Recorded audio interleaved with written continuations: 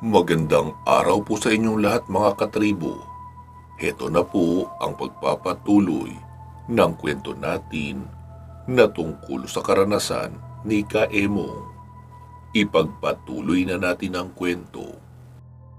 Dahil dito, tumakbo na ako upang makalayo. Hahanapin ko pa si Buboy dahil malamang ay buhay pa rin ito hanggang ngayon. Habang tumatakbo, ay biglang lumitaw sa likuran ko si Agum na tumatakbo din pala kasama ko. Tinanong ko siya kung saan naroon ang kaibigan ko, pero maging siya ay wala ring alam kung nasaan ngayon si Buboy. Bigla ko tuloy na alala ang kakatuwang nangyari sa akin kanina. Tumigil ako saglit sa pagtakbo. May alam ka ba kung ano yung nag-ilaw sa dignum ko? Ba't gano'n na lang kumilos ang katawan ko? Tanong ko rito. Isa lang ang dahilan noon. Nagising mo ito at naabot mo ang antas ng kapangyarihan ng dignum. Dahil dito, isa ka na ngayong ganap na antingero. Paliwanag ni Agum. Nagulat naman ako sa sinabi niya. Ganun ba? Pero nawiwirduhan lang ako sa nangyari. Kamuntikan ko na ikapahamak yun. Kanina, parang gusto ko nang tumalon sa bangin eh. Parang may nagtulak sa akin na gawin yun. Pahayag ko kay Agum. Nangyayari talaga yan minsan kapag nagsisimula ng gumising ang dignum. At kapag bumangon ito, ay kusa kanyang kukontrolin. Pero mabuti na lang na labanan mo ito at nagtagumpay kang makabalik. Tugon ni Agum. Pero hindi pa rin ako masaya sa nangyari. Saan ka ba kasi nagsuot? Kung kailan kailangan kita, saka ka hindi nagpapakita. Reklamo ko pa kay Agum. Pasensya ka na, Emong. May inasikaso lang din ako. Paghinging paumanhin pa nito, tinapunan ko ito ng masungit na tingin. Buti sana kung paghahanap lang sa kaibigan ko ang inaatupag mo. Sermon ko. At muling nagpatuloy sa pagtakbo. Pagbaling ko sa likuran ay wala na si Agum. Pambihira talaga, nawala na naman. Naibulong ko na lang sa sarili. Pinagpatuloy ko na lang ang paghahanap kahit wala ang tulong ni Agum. Sa muli kong pagbagtas sa madilim na daan ay nakatagpo ako ng isang maliit na liwanag na nagmumula sa unahan ng masukal na bahagi ng kakahuyan. Dahil dito, mas binilisan ko ang pagtakbo at nang makalapit, ay bumungad sa akin ang isang malawak na lupain na may nakahanay na mga kubo sa paligid. Gawa sa nipa at mga kawayan ang bawat kubo na may partikular na sukat at laki. Sa labas at loob nito ay may mga nakasinding apoy na nagsisilbing liwanag ng maliit na puok sa madilim na gabi. Mapapansin din ang ilang balat ng mga hayop na nakasampay sa mga bubong at nagkalat din ang mga tulos na nakatusok sa buong paligid. Ngunit pamilyar sa akin ang lugar na ito. Ito yung mismong lugar kung saan ko nasilip sa panaginip na iniihaw ako ng mga katutubo. Kinilabutan tuloy ako nang maalala iyon, pero may isa pa akong naalala. Ang mga lalaking bihag ng mga katutubo. Nangako ako sa kanila na babalikan ko sila kapag nakabalik ako sa katawan ko. Sana naman buhay pa sina Ismael at Ruel.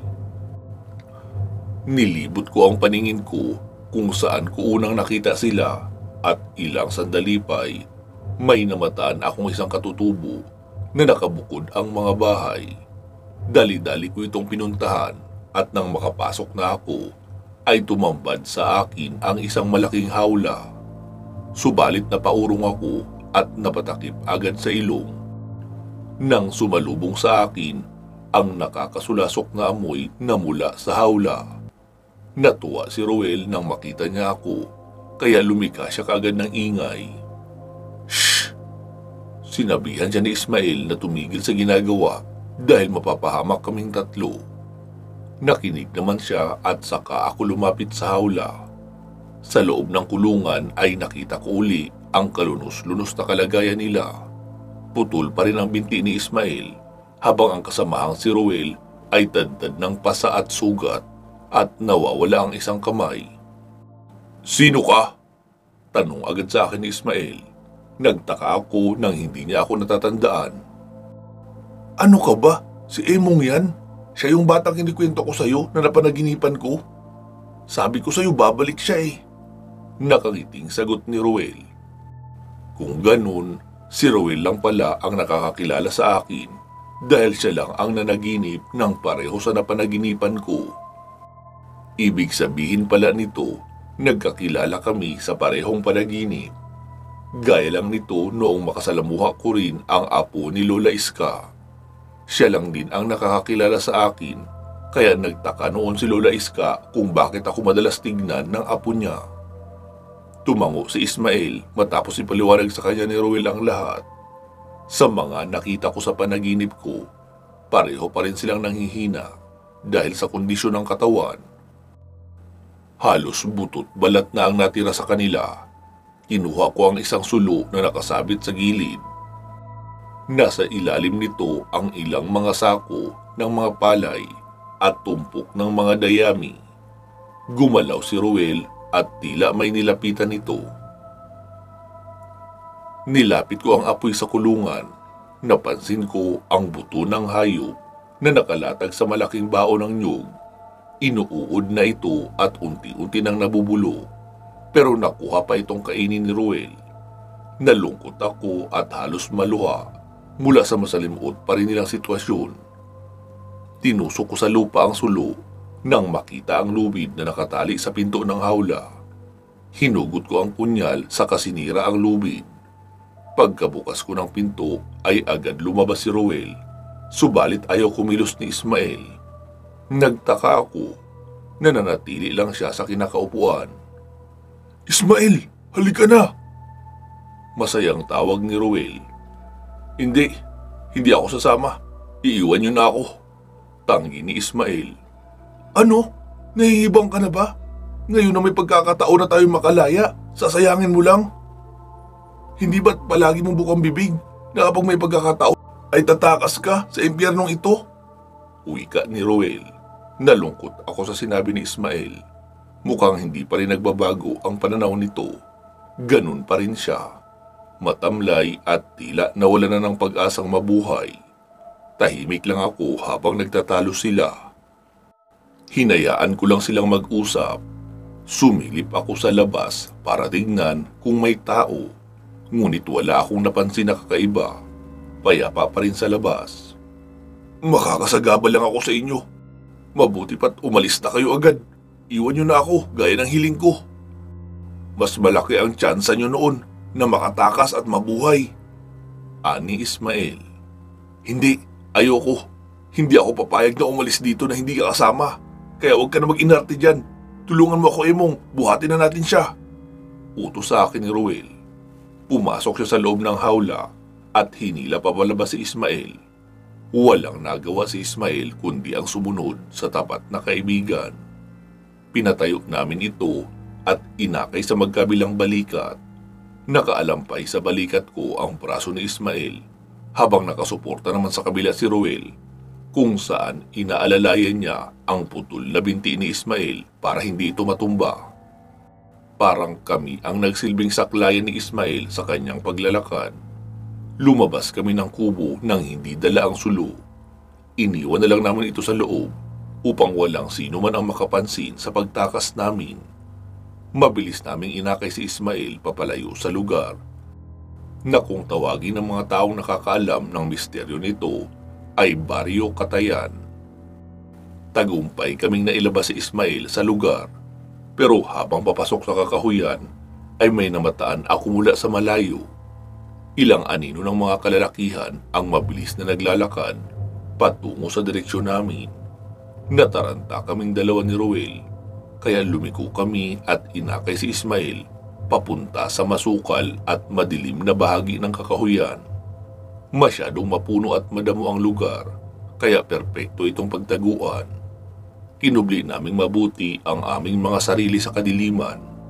Nakadapa kaming nakatago tatlo sa isang halamanan. Mayabong ang mga dahon nito. kaya hindi kaagad kami mapapansin.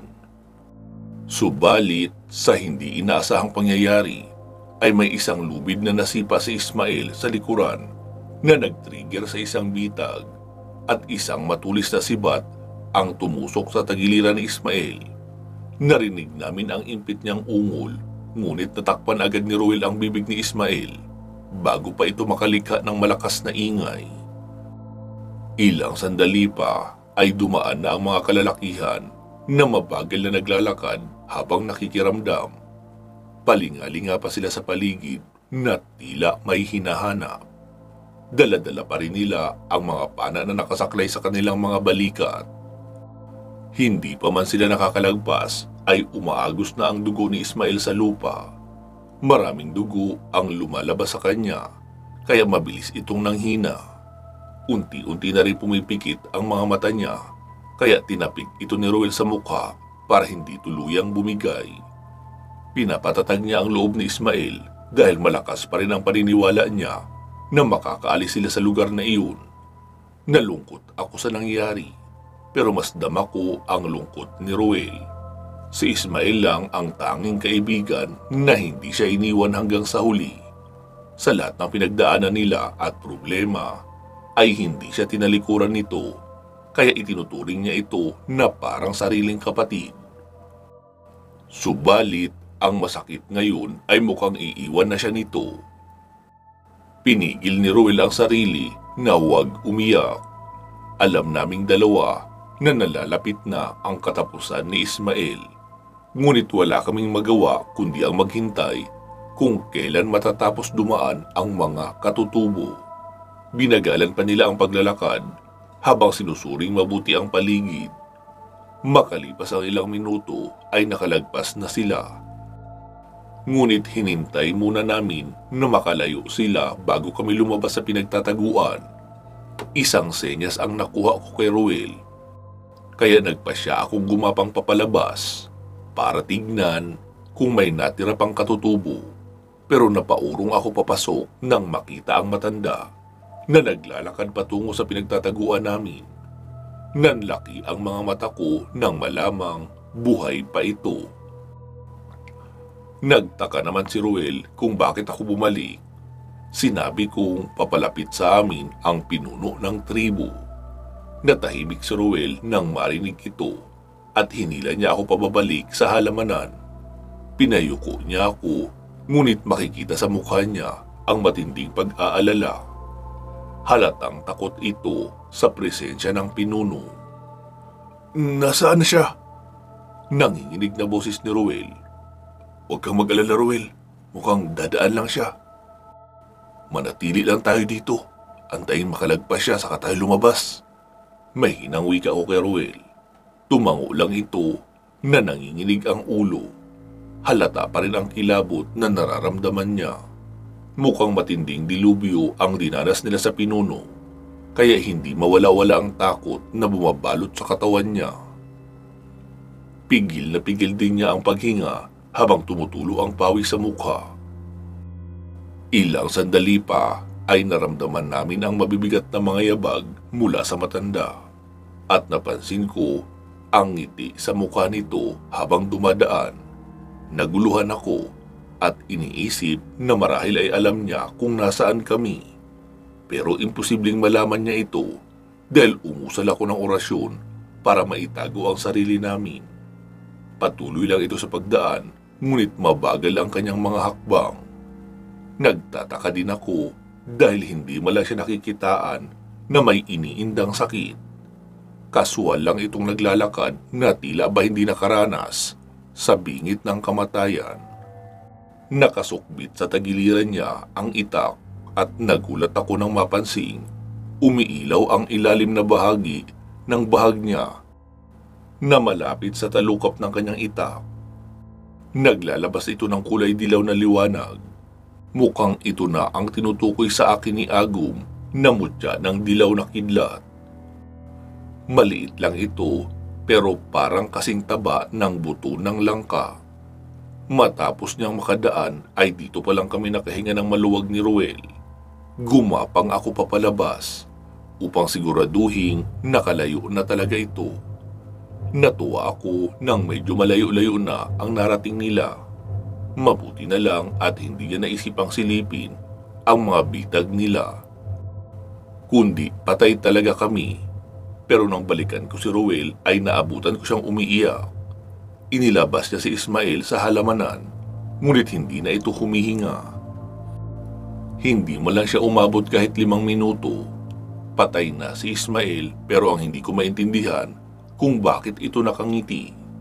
Hinugot ni Ruel ang maliit na sibat na bumaon mula sa katawan ni Ismael, kaya mas lalong tumagas ang dugo nito sa lupa. Napahagulgol siya ng mahina sa mapait na kinahantungan ng kaibigan niya. Hindi nito akalain na dito lang pala magtatapos ang buhay niya.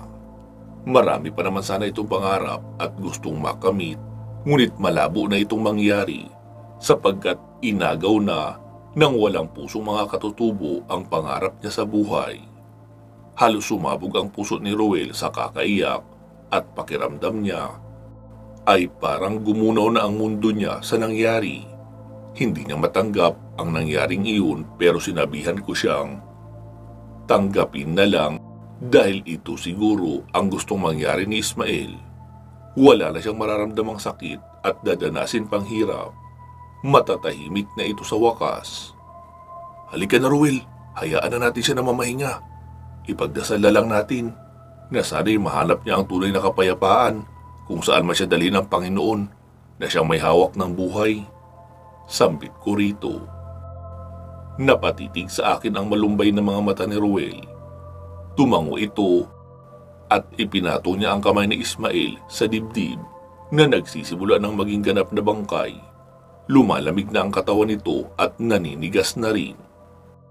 Inalayan niya ito ng dasal at sa huling pagkakataon ay hinalikan niya sa noo ang kaibigan. Pagkatapos, maluha-luha nitong inabot sa akin ang kamay. Inalalayan ko itong tumayo. Pagkatapos ay dahan-dahan ko siyang inakay na maglakad papalayo sa lugar. Habang nililisan namin ang lugar, ay napalingon pa sa kaibigan si Ruel. Maluha-luha itong tinapunan ng tingin si Ismael. Pagkatapos ay saka ito nagmadaling maglakad. Tinanong ko siya kung saan niya gustong pumunta. Sagot naman niya ay kahit saan, basta makalayo lang kami sa lugar na iyon. Tumango na lang ako at isinukbit ang punyal sa tagiliran. Matapos na alayan ng orasyon, iinit ito pag may malapit na kalaban. Ginabayan kong mabuti sa pagtakbo si Ruel. Nagpasikot-sikot kami kung saan-saan hanggang sa marating namin ang isang malawak na palayan na ekta-ektarya ang lawak. Matataas ang tanim nito kaya napakasukal rin doon. Walang pagdadalawang isip kaming pumasok rito at mabilis na sinagasaan ang mga pananim. Wala na kaming pakialam kung may matumba man o masira sa mga palay. Basta tuloy lang kami sa paghawi ng mga iyon. Maya-maya ay may naramdaman akong parang may nakasunod sa aming likuran. Kasunod nito ay uminit ang balaraw sa bewang ko. Napalingon ako at laking gulat ko nang makita ang ilang mga kalalakihan na mabilis ding tumatakbo sa palayan. Nasa bandang gitna ang pinuno nila na walang humpay na winawasiwas ang itak nito sa mga pananim na humarang sa kanyang daraanan. Nanlamig ako sa takot pero hindi sa sarili ko kundi para sa kaligtasan ni Ruel. Kaya dali-dali kong tinawag si Agum upang pigilan ang mga katutubo. Natuwa naman ako nang lumitaw ito kaagad. Ako nang bahala, pipigilan ko sila. Basta tumakbo lang kayo ng tumakbo papalayo. Wika pa ni Agum sa isip ko. Tumango lang ako at nagpatuloy kami sa pagtakbo ni Ruel. Nilingon ko pa kung anong gagawin ni Agum, ngunit ang ginawa niya ay lumikha siya ng mahabang linya ng apoy sa palayan. Napahinto ang mga katutubo nang maharangan sila ng apoy na animoy pader na sumara sa daraanan nila. Napangiti ako sa paraang ginawa ni Agum. Maging si Ruel na walang ideya sa nangyari ay napahanga rin. Ngunit naging panandalian lang ang saya namin. Nang tumagos sa apoy ang pinuno ng mga katutubo, sumunod sa kanya ang mga tauhan na hindi man lang kinapitan ng apoy. Basta na lang silang tumalon na parang salaming bubog lang ang binangga nila. Napansin ko ang malaking ngiti sa labi ng pinuno. Habang matalim na nakatitig sa akin, iniangat nito ang itak sa ere at itinutok sa amin ni Roel. Napunit na parang papel ang ngiti namin ni Roel nang bigla na lang magsisigaw ang mga katutubo at hinahabol na nila kami uli.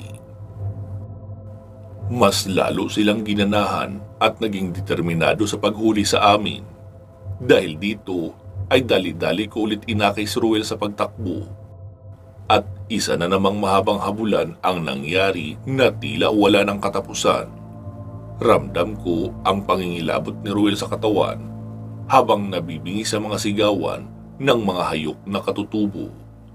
Maluha-luha na ito sa takot na parang gusto niya nang sumuko, pero hindi ko hinayaang humina ang loob niya.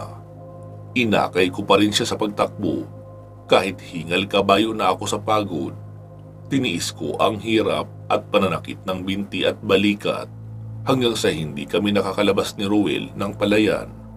At nang makalagpas kami sa palayan, ay bumungad uli sa amin ang masukal at madilim na kakahuyan.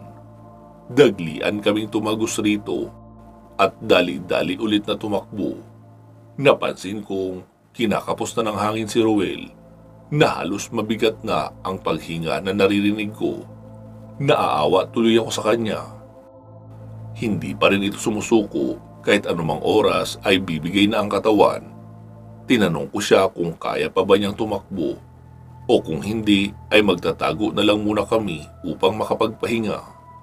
Pero tumanggi siya at ang sabi ay kaya niya pa, kaya tumango ako at nirespeto ang kagustuhan niya. Subalit hindi pa man kami nakakalayo sa bukana ng gubat ay biglang natalisod si Roel ng isang maliit na bato. Dito ay nagsimulang bumigay ang katawan niya. Sabay kaming bumagsak at nadaganan ko pa nga si Roel.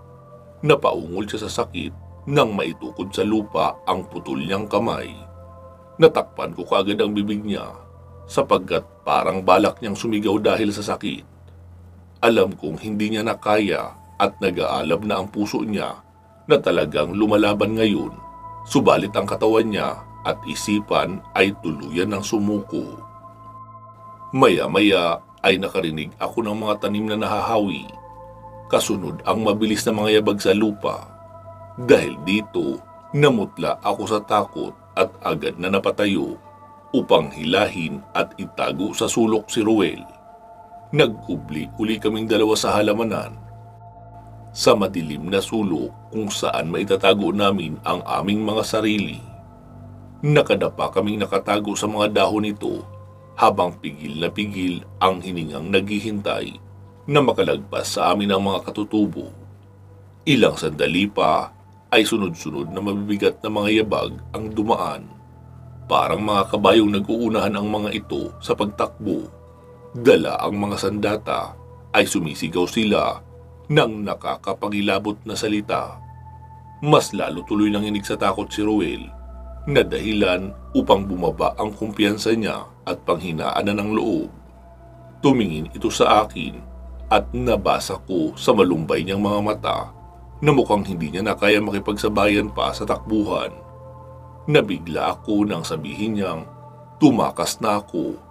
Kapag sakaling nakalagpas na ang mga katutubong ito, mahuhuli lang nila kami kung isasama ko pa siya sa pagtakas. Pareho lang daw kami malalagay sa peligro kapag sinubukan ko pang ipilit ang gusto ko. Gayunpaman, tumanggi pa rin ako. Buo na ang desisyon kong hindi siya iiwan hanggang kamatayan. Hindi ako bibitaw sa pangako ko na itatakas sila kahit anuman ang mangyari. Na kahit sa kasamaang palad ay tanging si Roel na lamang ang makakasama ko sa pagtakas. Pagdaan ng mga katutubo ay saka ako muling gumapang papalabas, sabay sumilip sa magkabilang dulo ng daan. Siniguro kong mabuti na wala nang naiwan ang kalaban, saka ko sininyasan si Roel na lumabas sa pinagtaguan. Inakay ko uli siya sa balikat at lumihis kami ng daan na tatahakin. Madilim pa rin ang paligid, subalit sa tulong ng liwanag ng buwan ay nakikita pa rin namin ang aming nilalakaran. Lakad-takbo ang ginagawa namin. Bukod rito ay humihinto kami kapag may naririnig kaming ingay sa malapit. Nagtatago kaagad kami kapag may nararamdaman kaming papalapit o kumakaluskos sa paligid. Ganun na lang ang madalas namin ginagawa sa buong magdamag na takbuhan. Halos pareho na kaming pagod at nanghihina ni Roel. Ngunit di malang sumagi sa isip namin na tumigil. Tuloy-tuloy lang kami sa pagtakbo hanggang sa hindi pa kami nakakalabas sa kagubatang ito. Hindi kaya naliligaw na tayo? Tanong sa akin ni Roel nang nabatid na parang umiikot lang kami sa gubat na ito. Huminto kami sandali upang suriing mabuti ang paligid at makasigurado ay nilagyan ng palatandaan ang malalaking puno na hinihintuan namin. Matapos nito ay nagpatuloy uli kami sa pagtakbo. Ngunit di pa man kami masyadong nakakalayo ay namataan ko sa malayo ang punong nilagyan ko ng marka. Tama nga ang hinala ni Roel. Paikot-ikot lang talaga kami sa lugar at mukhang naingkanto kami ng kung sino mang nakatira sa gubat na ito. Pagsapit sa puno ay hindi ko mapigilang mapamura sa inis dahil hindi ko malang napansin na kanina pa pala kami pinaglalaruan ng kung anumang uri ng elemento. Agum, nariyan ka ba? Tulungan mo muna kami rito. Pero walang agum na rumisponde para tulungan kami. Maya-maya ay nakadinig na lang kami ng mahinang hagik-hik na kung anong nilalang na nasa malapit at nagmamasid sa amin. Napaurong si Roel sa takot, samantalang hinugod ko naman sa tagiliran ang balaraw. Hinamon ko na lumabas ang nilalang, subalit ayaw naman itong magpakita sa akin. Tuloy lang ang nakakakiliti niyang hagik-hik habang nagtatago. Dahil sa inis ay nag-focus akong maigi at pinakiramdaman kung saan ito maaring nagtatago. At nang makumpirma ay tumingala ako sa itaas ng puno at mabilis ko itong binato ng tigalpo. Animoy langka na nahulog sa lupa ang maliit na nilalang na nakabihis ng magarbo at makulay na kasuotan sa katawan. Mabilis itong lumagapak ngunit agad ding tumayo at tinakpan ang sarili na tila nahiya. Diyos ko! Isang nuno! Bulalas ni Roel. Nuno? Napatitig ako kay Roel tapos bumaling ulit sa maliit na nilalang na may taas lang na 1 metro at merong mahabang balbas na umaabot hanggang tuhod. Oo, nuno. Sila ang mga nuno sa punso. Ang mga nilalang na mukhang duwende na kadalasan naninirahan sa punso. Mag-iingat tayo sa mga nilalang na iyan dahil masyado silang pilyo at tuso. Paliwanag ni Roel. Ayon pa sa kanya, kaya ito tinawag na nuno dahil hinango sa katawagan niya sa ninuno. Sapagkat ang itsura ng nilalang na ito ay isang unanong matanda. Sinasabing ang mga nuno ay mayroong kakayahang magbigay ng swerte sa mababait sa kalikasan at malas naman sa masasama sa kanila. Ngunit ang nakikita ko ay mukhang nasa panig ito ng mga katutubo dahil sila lang naman ang nakatagal sa kagubatang ito at sila din ang nagpapanatili sa kaayusan ng lugar. Napansin kong gumalaw ang nuno pero bago pa nito maiangat ang kamay ay inasinta ko na uli ito kaya napaatras ito at nangisay sa sakit. Nagulat na si Roel sa ginawa ko ngunit hindi pa niya magawang magtanong dahil sa takot at pagkalito. Nilapitan ko ang nuno saka ito sinakal sa leeg. Tanggalin mo ang kung anumang malas na inilagay mo sa amin para makaalis na kami sa lugar na ito. Kung hindi, tatapusin kita. Ngayon, mamili ka sa dalawa. Mamamatay ka o hahayaan mo kami makaalis. Pananakot ko pa sa nuno. Oo, tatanggalin ko na. Tatanggalin ko na. Nanginginig na sagot ng nuno. Binaba ko ito saka tumingin saglit kay Roel na nakatunganga lang sa amin at hindi makaimi. Walang ano-ano'y sa isang kumpas ng kamay ay merong lumabas na tungkod sa tabi ng nuno at sa isang usal niya lang ay biglang nagliwanag ang paligid namin. Kasabay nito ay biglaan din naglaho ang mga punong minarkahan ko. Nagulat na lang kaming dalawa ni Roel sa nangyari. May isang liwanag na unti-unting nawawala sa harapan namin. "Maaari na kayong umalis! Patawad sa ginawa ko!" Isang mahinang tinig ang nadinig namin bago naglaho sa isang kisap mata ang maliit na liwanag. Nagkatinginan tuloy kami ni Roel at pagkatapos ay nagpasya na lang na umalis. Pasado 1:00 ng hating gabi, sa ilalim ng maliwanag at pusikit na buwan ay patuloy pa rin naming hinahanap ni Roel ang labasan ng gubat. Bumabagal na ang takbo namin hanggang naglalakad na lang kami na walang kaide-ideya kung saan kami dadalhin ng aming mga paa. Nagugutom at nauuhaw na rin kami. Bumibigay na ang mga katawan namin sa hilo at pagod na anumang sandali ay maaari na kaming mahimatay.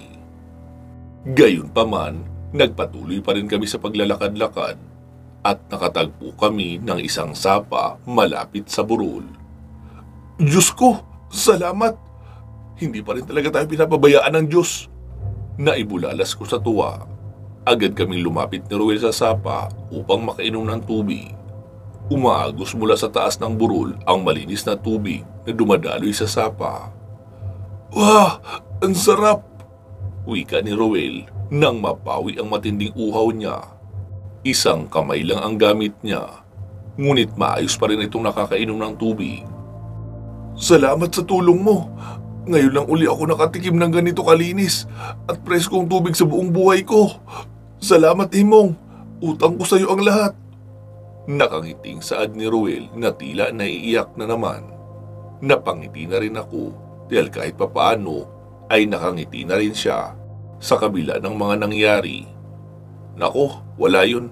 Ang importante, ligtas tayo," sagot ko rito. "Pero utang ko pa rin sa iyo ang buhay ko. Kasi kung hindi dahil sa iyo, malamang nakakulong pa rin ako sa isinumpa at impyernong lugar na iyon. Kaya hindi matutumbasan ang simpleng pasasa." Napahinto sa pagsasalita si Roel nang maramdaman namin nagsipulasan ang mga ibon sa mga puno. Napatayo kami ni Roel at napatingin sa buong paligid. Iginala namin ang aming mga paningin. Subalit wala kaming ibang makita maliban sa kadiliman. Nagulat ako nang biglang tinamaan ng palaso ang binti ni Roel. Napaungol ito sa sakit at natumba. "Kuya Roel! Diyos ko! Ayos ka lang?" Napasigaw ako sa pag-aalala. Hinanap ko sa paligid kung saan nagmula ang tumama kay Roel. Ngunit lumitaw sa kadiliman ang matandang pinuno ng tribo. Itinapon nito ang pana sa sulok at hinugot ang itak sa tagiliran. Nakangiti itong lumapit sa amin. Galit akong sumugod sa kanya, pero hinawakan ni Roel ang binti ko. Sa kabila ng kanyang malalang tama ay nakuha niya pang mag-alala sa akin. "Hindi mo siya kaya, Emong. Kaya tumakas ka na habang may pagkakataon ka pa. Ako na bahala dito. Susubukan ko siyang pigilan sa abot ng makakaya ko." Wika ni Roel. "Hindi, Roel. Diyan ka lang. Ako ang haharap sa kanya. Pagbabayarin ko siya sa ginawa niya sa'yo." Sambit ko at inasintang mabuti ang katawan ng matandang katutubo. Tinapunan ko ito ng tigalpo, pero hinampas niya lang iyon ng kamay. Sinubukan ko uli, pero ganun din ang nangyari. Walang ano-ano'y biglang naglaho ang pinuno. "Emong, sa likod mo!" sigaw ni Roel. Napatingin ako at nasa likod ko na pala ang matanda. Hinanda ko ang balaraw at pinagsasaksak ko siya sa iba't ibang bahagi ng katawan. Ngunit puro hangin lang ang aking tinatamaan na animoy hindi matatantya kung saang direksyon ko siya papatamaan dahil sa bilis ng pag-iwas ng matanda. "Buisit! Ang bilis talaga ng matandang ito!" bulong ko pa sa sarili. Sa kabila ng inis ko ay nakangiti pa rin ito sa akin. Gumalaw ang kamay niya at mabilis winasiwas ang itak. Nakailag ako at ako naman ang sumugod. Ngayon, alam ko nang nakakasabay ako sa bilis niya at nakahanda na ako sa anumang sitwasyon. Pinakawalan ko ang mga mabibilis na hiwa na may kasamang sipa sa matanda. Inilagan lang ng damuho ang mga atake ko. Malapitan na tinutok ng matanda ang itak niya, subalit nasalag ko ito gamit ang balaraw at sinipa ito papalayo sa kanya. Nakabukas ang depensa ng matanda, kaya agad ako nagtapo ng laslas. Ngunit hangin lang din uli ang tinamaan at tinanggap ko naman ang suntok sa sikmura. Napaigik ako sa sakit. Hinawakan pa niya ang ulo ko at ilang beses itong binangga sa tuhod niya. Napadaing ako sa sunod-sunod na kombinasyon, kaya napaatras ako na dumudugo ang bibig at ilong ko. "Emong, tumakas ka na! Pabayaan mo na ako!" Pag-aalalang sigaw pa ni Roel. Sinubukan niyang hugutin ang palaso, subalit napasigaw lang ito sa sakit. Wala itong magawa para tulungan ako. Nang makadistansya ako ng ilang metro, ay saka ko pinunasan ang dugo sa ilong ko. Dinura ko na rin ang namumuong dugo sa bibig ko. Pagkabalik ko ng tingin ay bigla na lang sumugod ang matanda at naghagis ng suntok sa pagmumukha ko. Nakaiwas ako at nahuli ang kamay nito. Hindi ko ito binitawan. Subalit siniko ako ng isa pa niyang braso at nadapisan ako sa pisngi. Napaatras ako sa impact pero hindi ko yun ininda. At sumugod uli ako dahil sa kaunting pagkakamali ay maaari ko itong maigupo sa laban. Ginamit ko itong pagkakataon para maunahan sa bilis ang kalaban. At bilang isang paraan para sa isang counter-attack ay umusal ako sa palad at inihip sa katawan ng matanda. Hindi ito nakagalaw ng ilang segundo, kaya nagpakawala ako ng isang malakas na sipa. Tinamaan ito sa leeg at hindi agad nakariak. "Ito na ang katapusan mo!" Nagtapon uli ako ng isa pang atake. Nanlaki ang mga mata ng matanda. Nang magkakasunod na kombinasyon ang ginawa ko, kung saan umangat ang katawan sa ere matapos itong tamaan ng ilang beses sa sikmura at panga. Halos mawala na ng malay ang katutubo dahil dito. Hindi pa ako nakontento. Bigla akong tumalo ng mataas at nalampasan ko siya sa ere. Isang malakas na sipa ang tumama sa tiyan ng matanda at bumulusok ito sa lupa. Nag-iwan ito ng malakas na daing sa pinuno. Dahil sa lakas at bigat ng sipa ay para itong pinukpok ng isang malaking maso sa tiyan. Lumubog kaunti ang katawan nito sa kanyang pagbagsak. Kasabay ng pagbagsak niya ay siya namang paglanding ko sa lupa, pero naabutan kong hindi gumagalaw ang matanda. Ilang segundo itong nakahandusay, kaya natuwa at napatayo si Ruel. Halos hindi ito makapaniwala. "Patay na ba siya?" Kabadong tanong ni Ruel. Tumango lang ako nang walang kasiguraduhan.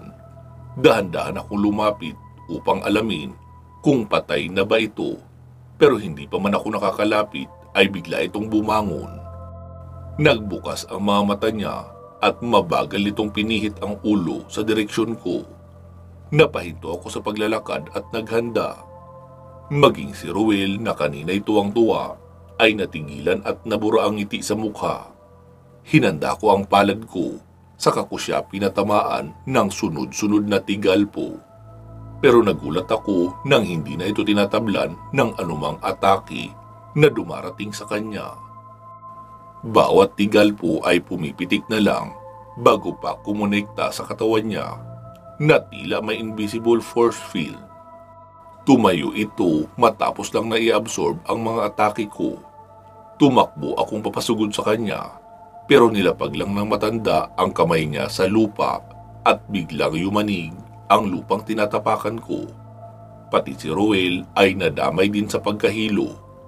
Bumagsak ito na hilong-hilo na animoy nakaranas ng malakas na lindol. Kasunod nito ay umusal siya ng orasyon at sa hindi malamang dahilan ay biglang lumambot ang lupang tinatapakan ko. Lumubog ako sa malakumunoy na lupa at napangiti ang matanda sa kanyang ginawa. Imong! Gustong tumulong ni Ruel ngunit hindi siya makatayo. Hilong-hilo pa rin ito sa misteryosong pagyanig. Wala siyang ibang magawa kundi ang pagmasdan lang akong lumulubog sa kumunoy. Maluha-luha itong nakatingin. Sa halip na mataranta, ay umusa lang ako ng pagkontra para mapawalang bisa ang sumpa na ginagamit ng pinuno ng katutubo. Isang sagrado at malalim na kaalaman ang ginamit ko upang pigilan ang aking paglubog. Maya-maya ay biglang sumabog ang lupa na ikinabigla ng matandang katutubo. Hindi siya makapaniwalang nawasak ko ng ganon kabilis ang sumpa niya. Ginamit ko ang bilis ko para makalapit agad dito. Kasunod ang isang malamasong kamao ang bumulusok sa pagmumuka ng pinuno. Napadaing ito sa sakit nang maramdamang nagcrack ang buto nito sa ilong. Isa pang malakas na sipa ang pinamalas ko at tumalsik ng ilang metro ang katutubo nang tamaan ito sa bodega. Napadaing ito sa sakit nang sumalsad ang likod sa lupa. Ilang di pa rin ang nagawang bakas ng pagkasadsad niya. Ilang beses din itong inubo habang panay ang dura ng dugo. Habang nakahandusay ay napatitig ito sa akin at dito niya nabatid na umiilaw ang dignum ko kagaya din ng mutya niya. Dahan-dahan siyang tumayo habang nanginginig ang katawan dahil sa mga tinamong pinsala. Ngumiti ito, sabay dinura ang dugong tumutulo sa bibig. Ngunit hindi pa man ito nakakagawa ng hakbang, ay sumugod na ako. Saka sinundan ng isa pang malakas na suntok at mas pinatigas ko pa ang kamao gamit ang mantra. Bumangga ang kamao ko sa malabakal na katawan ng pinuno. Hindi ito tinablan pero ramdam ko ang tila daan-daang beses na pag-vibrate ng kamay ko. Naisip ko na baka nakapagtayo na ito ng bakod bago pa ako makaatake. Umatras muna ako at dumistansya. Ano bata? Kaya mo pa bang lumaban? Nagulat ako sa sinabi niya. Marunong pala itong magtagalog at straight pa. Hindi ko akalaing kakausapin niya pa ako sa ganitong sitwasyon namin o baka may kakaiba lang itong pinaplano. Sino at anong klaseng tao ka ba? Tanong ko naman. Ako si Akirama, ang pinuno ng tribo. Pakilala nito. Marami sa uri namin ang kinukutya at tinataboy ng mga kagaya niyong matataas ang tingin sa sarili. Mabababaw lang kami para sa inyo at hindi kabilang sa antas ng mga maralitang tao. Kaya pinili kong magsumikap at matuto sa lihim na karunungan upang maipagtanggol ang aking tribo. Ginagawa ko ito para sa sariling kapakanan namin. Dahil sa pagiging sakim niyo mga taga-syudad, kaya nasira ang iniingatan naming yaman, tirahan at pamilya. Hanggang ngayon ay namumuhay pa rin kayo sa kasakiman at balak niyo pang angkinin ang lupaing sarili naming tinubuan. Kaya ngayon, magbabayad kayo sa pagpunta niyo rito at magbabayad ka sa ginawa mo sa anak ko. Mahabang wika pa ni Akirama na siyang pinuno ng tribong Pintados. Napakatalim ng titig niya at galit na galit ito. Nagkakamali ka sa mga sinasabi mo. Hindi kami ganun kasama gaya ng iniisip mo. Ikaw ang may kasalanan kaya nangyari sa anak mo yun.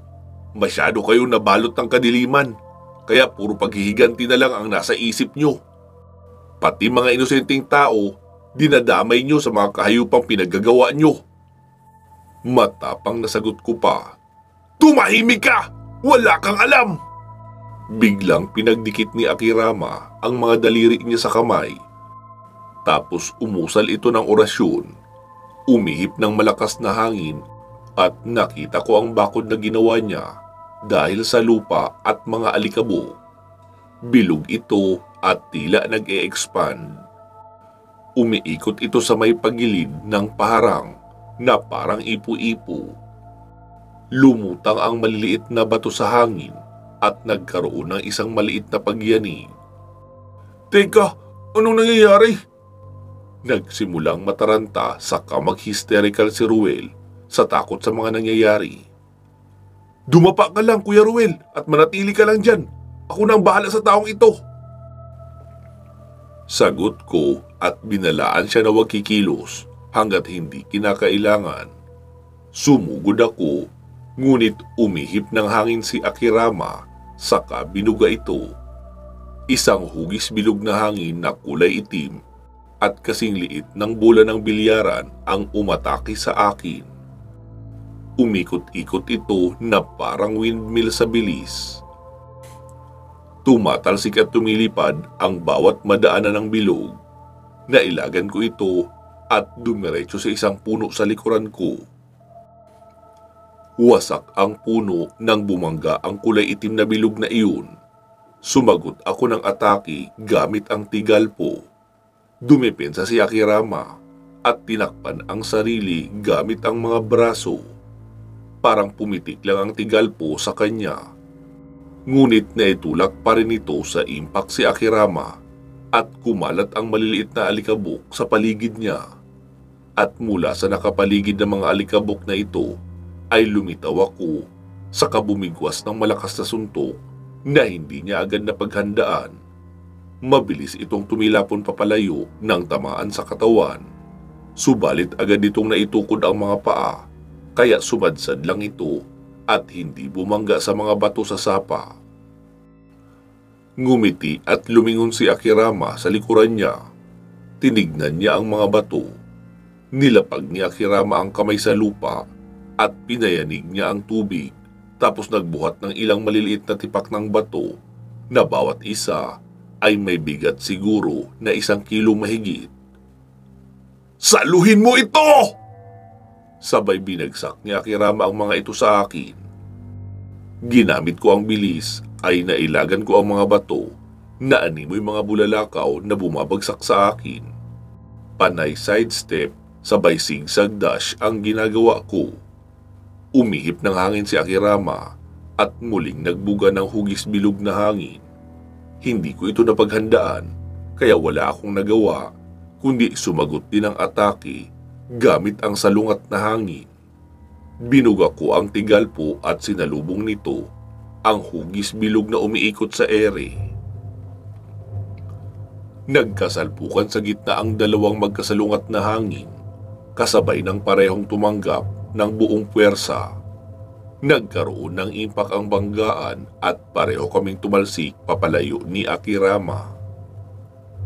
Napahilata ako sa lupa habang si Akirama naman ay bumagsak sa sapa. Nabasa ang katawan niya. Nahilo ako kaunti sa malakas na impact na iyon, kaya tumayo akong pasuray-suray. Nagulat ako nang biglang sumabog ang tubig at nakalapit agad si Akirama. Mabilis pa sa 4:00 napatigas nito ang kamao at sabay naghagis ng malalakas na suntok sa open na katawan ko. Buong-buo kong tinanggap ang malamasong kamao ni Akirama at nanginig ang katawan ko sa lakas. Dinig na dinig ko kung paano nag-crack ang mga buto ko sa kalamnan, dahilan para mabilis na umakyat ang dugo ko papalabas at sumirit sa mga butas ng ilong ko at bibig. Matapos ang pag-atake ay naiwang duguan at lamog ang buo kong katawan. Humina ako dahil sa pangyayaring iyon. Napangiti naman si Akirama dahil nalasap nito ang tagumpay. Nag-ipon ito ng hangin at muling nakagawa ng isang bilog na enerhiyang itim mula sa bibig niya. Ito na yata ang pinakamalakas niyang atake na pipisa sa akin. Emong! Ano bang ginagawa mo? Bumangon ka na dyan! Narinig ko ang tinig ni Ruel habang nahihilong nakatitig sa enerhiyang babagsak sa akin. Sinubukan niya akong puntahan, subalit pumitik ng tigalpo si Akirama at hindi siya nakagalaw.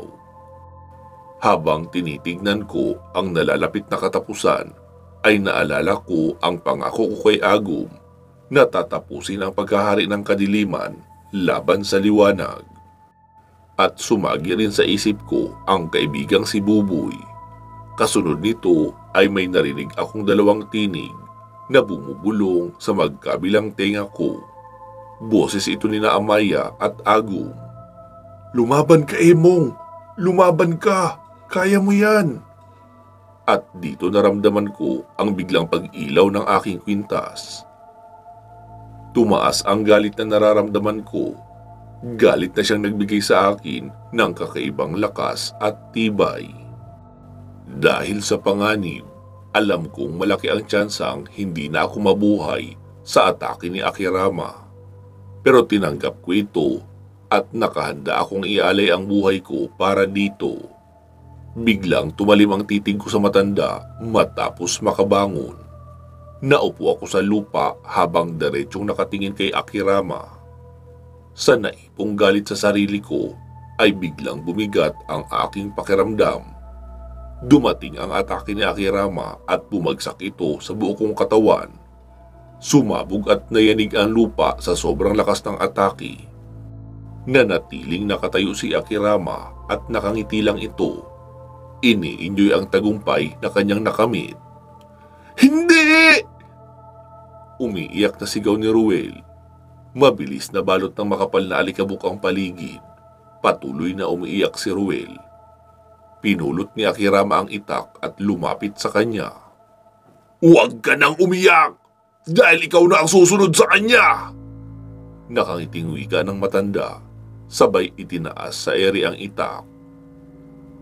Ngunit napahinto si Akirama nang maramdamang mabilis na nahawi ang makapal na usok at alikabok na mula sa malak crater na itsura ng lupa. Bigla akong lumitaw sa usok, nagasgas lang ang natamo. Nagulat si Akirama at hindi nito inaasahan na buhay pa ako. Sa galit ay hinarap ako ni Akirama at gumawa ito ng bakod para paghandaan na ako. Subalit naglakad lang ako papalapit sa kanya. Bagamat protektado ng harang, ay makikita pa rin ang takot sa mga mata ni Akirama. Nag-iisip siya ng paraan kung anong gagawin. Naghagis ito ng tigalpo, subalit iniwasan ko lang iyon. Nagimbal siya nang makapasok ako sa harang nang walang kahirap-hirap at niyakap siya. Hindi makawala si Akirama sa higpit ng pagkakayakap ko sa kanya. Naanimoy isang malaking mama na gumapos sa kanyang katawan. Hinugot ko ang balaraw sa tagiliran ko, kaya nagpumigla si Akirama. "Bitawan mo ako! Buwisit kang bata ka!" Sigaw ni Akirama. Subalit inuntog ko lang ang ulo ko sa dibdib niya, kung saan nabali at sumikip ang kanyang paghinga. Isang wasiwas ang ginawa ko sa liig niya at sumirit palabas ang dugo. Napahawak ito sa kanyang lalamunan habang pinipilit na abutin ako ng isang kamay. Umatras ako at hinayaan siyang bumagsak sa lupa. Parang lantang gulay na humandusay ang dugo ang katawan ni Akirama. Maya-maya pa ay unti-unti nang nagsara ang mga talukap nito sa mata. Ni hindi malang ito nakapagsalita. Namatay siya sa masakit na paraan. Matapos nito ay nilapitan ko si Ruel. Nagulat pa rin sa nasaksihan. Halos hindi ito makapaniwala sa nangyari. Tinulungan ko ito makatayo habang nanginginig ang kanyang katawan sa takot. Akala niya raw ay patay na ako. "Ano bang nangyari? Sino ka ba talaga, Emong?" Takang-taka si Ruel sa akin. Naguguluhan siya sa pagkatao ko. "Mahabang kwento, Kuya Ruel. Saka ko na ipapaliwanag sa iyo pag nakalabas na tayo dito." Tugon ko pa kay Ruel. Napatingin ako kay Akirama na huminto na sa paghinga. Mukha na ngang patay ito dahil naputol na ang ugat na kumukonekta sa kaluluwa niya. Napatingin ako sa bewang niya. Nakita kong umiilaw pa rin ang mutya.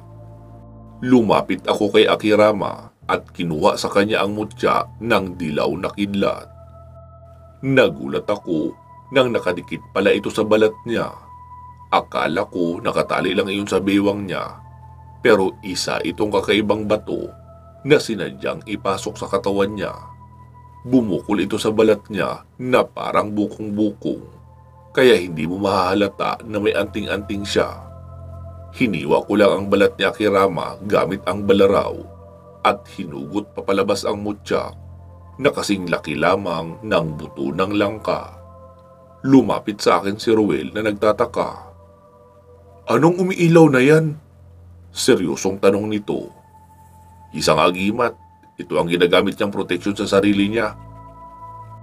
At ang lahat ng lumalabas na kaalaman niya ay nanggaling dito." Maiksing paliwanag ko kay Ruel. Nawala ang umiilaw na liwanag sa agimat at naging normal na lang ito na bato. Dahil dito, nagpasya na kami ni Ruel na umalis na sa lugar. Tuwang-tuwa pa si Ruel dahil sa wakas ay makakaalis na raw kami sa lugar na walang pinoproblema. Wala na at patay na ang pinuno ng tribo, kaya wala nang katutubo ang manghahunting sa kanya. "Ang swerte ko talaga at nakasama kita, Emong. Hindi ko inaasahan, nakakaiba ka palang bata. Pambihira ka. Saan mo ba natutunan ang mga iyon?" Nakangiting tanong ni Ruel. Nakaakbay siya sa akin habang tinutulungan ko itong maglakad sa daan. Nawala na ang panginginig nito. "Mahabang istorya, Kuya Ruel. Baka antukin ka lang kapag kinuwento ko sa iyo lahat. Pagbibiro ko pa." "Siraulo ka talagang bata ka." Sabay batok sa akin ni Ruel. "Pero seryoso, sana kasama pa natin si Ismael. Sigurado akong matutuwa iyon kapag ganitong makakalabas na tayo sa lugar na ito." Nakaramdam ng lungkot si Ruel nang sumagi sa isip niya ang matalik na kaibigan. Hindi niya napigilan ang pagtulo ng luha sa kanyang mga mata. "Huwag na kayong umiyak, Kuya. Papasaan pa't magiging maligaya din naman si Kuya Ismael kung saan man siya naroroon ngayon." Nakangiti kong sambit sa emosyonal na si Ruel. Pinunasan nito ang luha at ngumiti siya sa akin. "Ay, nagugutom na talaga ako. Gusto ko nang kumain ng masarap na adobo at mainit na kanin." Bumitaw sa akin si Ruel, sabay inunat ng maigi ang kanyang mga braso. Isang sumasagitsit na hangin ang mabilis na dumaan sa gilid ko. Pagkatapos ay bigla na lang natumba sa harap ko si Ruel nang nakadapa. Pinatihaya ko siya kaagad para tignan kung ano ang nangyari. Nagulat ako sa nakita at hindi agad nakareact. Nanlalaki ang mga mata ko nang dumaloy sa mukha ni Ruel ang malagkit na dugo. Isang palaso ang diretsong tumama sa kanya at bumaon ito sa kanyang mata na tumagos pa sa likod ng kanyang ulo. Ilang sandali pa ay ilang kalalakihan na ang lumabas mula sa iba't ibang sulok ng kakahuyan. Sumugod sila na sumisigaw papalapit sa akin, pero hindi ko muna inintindi ang mga ito. Mas natuon lamang ang pansin ko kay Ruel. Napaluha ako nang malamang hindi na ito humihinga. Tumagos sa utak niya ang palaso na naging sanhi ng agaran niyang kamatayan. Masyadong mabilis ang pangyayari, kaya hindi ko kaagad napaghandaan ang ganoong trahedya. Masyado akong nagpakakumpiyansa na dahil patay na ang pinuno ng tribo ay titigilan na rin kami ng mga katutubo. Napatingin ako sa mga tumatakbong katutubo habang hawak ang kanilang mga sibat at nakupunteriya na sa akin. Nakahanda ng tusukin at tadtarin ng mga saksak ang buong kong katawan. Binalik ko ang tingin kay Ruel. Parang nawalan ako ng lakas na lumaban. Napapikit na lang ako at naghintay sa magiging katapusan ko. Pero may isang pangyayari na hindi ko inaasahan. Walang ano-ano'y isang sigaw ang narinig ko. Sumunod ang isa tapos isa pa hanggang sa mabalot na ng sigawan ang buong paligid ko. Napadilat kaagad ako ng mga mata at dito ko formal na nasaksihan ang mga nangyayari sa paligid. Isang hayop ang bigla na lang lumitaw at umatake sa mga katutubo. Ngunit pamilyar ako sa hayop na ito. Ito yung mabangis na hayop na nakita ko kanina. ang maitim na hayop na kamukha ng pusa. Pero nagtataka ako kung bakit ito nandito. Tinutulungan ba niya ako o nagkataon lang na napadaan ito at nakahanap ng masisila kaya umatake ito? Napaatras ang napakaraming katutubo at lumipad naman ang iba. Bumagsak ang mga ito kung saan-saan. May mangilan-ngilan na napugutan sa malabagyong masiwas ng itim na hayop, pero marami sa kanila ang nasugatan. Napuno ng ungol at taghoy ang buong paligid. Sa patuloy na pananalasa nito, nagkagutay-gutay ang mga katawan habang ang iba ay hindi malaman kung saan pupunta. Magpulasan man sila ay nasusundan at nahablot pa rin sila ng halimaw dahil sa bilis nito na hindi masundan ng mata.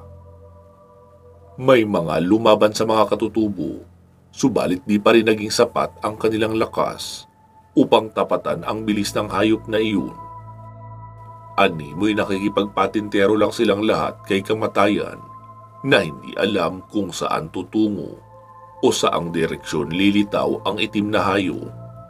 May isang nagtangkang tusukin ng sibat ang hayop pero tumalon ang halimaw at sinunggaban siya sa leeg. Mabilis nang inatngat ng itim na hayop ang lalamunan ng katutubo at napigtas na para lang sinulid ang leeg nito. Humiwalay ang ulo niya sa katawan at gumulong ito sa lupa, papunta sa paanan ng mga kasamahan. Nanginig at natakot ang mga lalaki nang titigan ang mabalasik na halimaw, kaya naibaba nila ang mga sibat at nagtatakbo na papalayo. Napasigaw ang lalaki nang mahuli at kagatin din siya ng itim na hayop sa balikat, tapos hinagis siya sa mga kasamahan.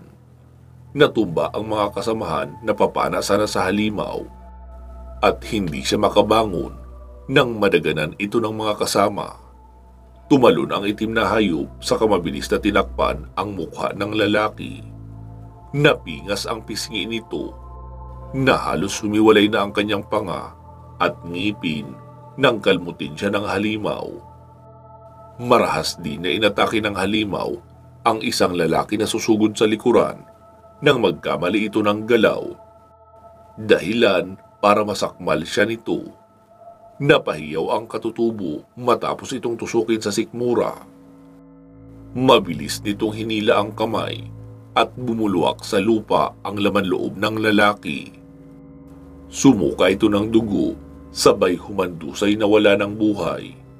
May dalawang lalaking katutubo ang nagpaulan pa ng mga palaso. Subalit tumatalon-talon lang pakaliwat kanan ng halimaw, saka lumapit sa isa at sinunggaban ng kagat ang mukha nito. Napaungol lang ang lalaki at hindi ito makasigaw dahil lamon-lamon ng itim na hayop ang buong pagbumukha niya. Sa isang kagat pa ay nahati na sa dalawa ang mukha ng lalaki. Sumirit papalabas ang dugo nito na parang fountain nang lumuwa ang ngalangalan niya. Makikita pa ang malalaking tonsil nito matapos bumukas ng kanyang lalamunan.